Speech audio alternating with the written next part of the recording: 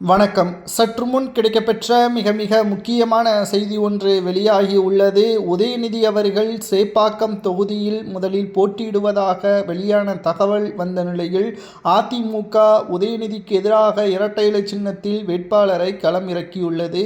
அதே சமயம் தற்பொழுது தமிழக வெற்றிக் கழகமும் சேப்பாக்கம் தொகுதியில் உதயநிதிக்கு எதிராக ஒட்டுமொத்த கவனத்தை பெறக்கூடிய வேட்பாளரையும் விஜய் அவர்கள் விசில் சின்னத்தில் நேற்று களம் இறக்கியுள்ளார். இதனால் வெற்றி வாய்ப்பு என்பது மிகவும் கடினமான ஒரு சூழல். கிட்டத்தட்ட ஒட்டுமொத்தமாக வாக்காளர்கள் நீக்கம் வடிவில் 1,00,000 பேர் நீக்கப்பட்டுள்ளதன் காரணமாக உதயநிதி அவர்கள் இந்த முறை ஓட்டுக்களை கள்ள ஓட்டு முறையாக பயன்படுத்த முடியாது. இது ஸ்டாலின் அவர்களுக்கு தெரிந்துவிட்டது. உதயநிதி அவர்கள் தோல்வியடைந்தால் நிச்சயம் அரசியலில் வாழ்க்கையில் உதயநிதியின் கதை ஒட்டுமொத்தமாக முடிந்துவிடும். ஏனென்றால் உதயநிதி அவர்களுக்கு என்ன தகுதி இருக்கிறது என்று பலரும் கூறி வந்தார்கள். இதனால் அவருக்கு தலைவர் பதவிற்கு இணையான துணை முதல்வர் பதவியும் ஒட்டுமொத்தமாக திமுகவில் அனைவரும் உதயநிதிக்கு கைகட்டி நிற்கும் விதமாகவும் மாற்றிய ஒரு சூழலையும் நாம் பார்த்திருந்தோம்.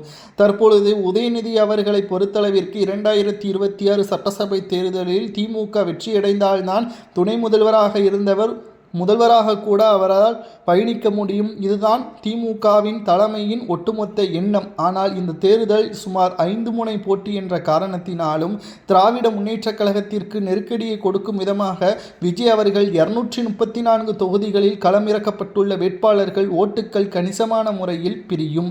இதனால் ஒட்டுமொத்த திமுகவும் மிகப்பெரிய ஒரு அதிர்ச்சிக்கு உள்ளாகியுள்ளது. இதனால் முதலில் உதயநிதியை பாதுகாக்க வேண்டும், வெற்றியடையக்கூடிய தொகுதியாக பார்த்து மாற்றியமைக்க வேண்டும் என்ற ஒரு பரிசோதனையும் திமுகவின் கூட்டத்தில் நடைபெற்று வருகிறது. இந்த தேர்தலில் நிச்சயம் திராவிட முன்னேற்றக் கழகம் மிகப்பெரிய ஒரு தோல்வியை தழுவும் என்ற தகவல் தான் தற்பொழுது நம்மால் பார்க்க முடிகிறது. 2026 சட்டசபை தேர்தலில் ஒருவேளை திமுக தோல்வியடைந்தால் அடுத்த 20 ஆண்டுகள் திமுகவால் அரியணை கூட ஏற முடியாத அளவிற்கான ஒரு சூழலை தமிழக மக்கள் ஏற்படுத்துவார்கள். நிச்சயம் திராவிட முன்னேற்றக் கழகத்தின் ஒட்டுமொத்த கதையும் முடியும் என்ற தகவலும் கிடைக்கப்பெற்றுள்ளது. இந்த தேர்தலில் உதயநிதி அவர்களுக்கு எதிராக இரட்டை இலை சின்னம் வெற்றியடையுமா அல்லது விசில் சின்னம் வெற்றியடையுமா என்பதை உண்மையான தமிழக மக்கள் கமெண்ட் வாயிலாக கூறுங்கள். அது மட்டுமல்ல, 2026 சட்டசபை தேர்தலில் நிச்சயம் திராவிட முன்னேற்றக் கழகம் தோல்வியடைந்தால் நாங்கள் ஆட்சிக்கு வந்தால் ஒட்டுமொத்த திமுகவின் அமைச்சர்கள் செய்த ஊழலை ஒட்டுமொத்த நீதிமன்றத்திற்கும் சமர்ப்பிப்போம், கூண்டோடு சிறையில் அடைப்போம் என்பதையும் நேற்று விஜய் அவர்கள் வாக்குறுதியாகவும் தெரிவித்திருந்தார். உங்களது வாக்கு யாருக்கு, அதாவது யாருக்கு வெற்றி அடையக்கூடிய சாதகமான சூழ்நிலை இருக்கிறது என்பதை மட்டும் மறக்காமல் கமெண்ட் வாயிலாக கூறுங்கள்.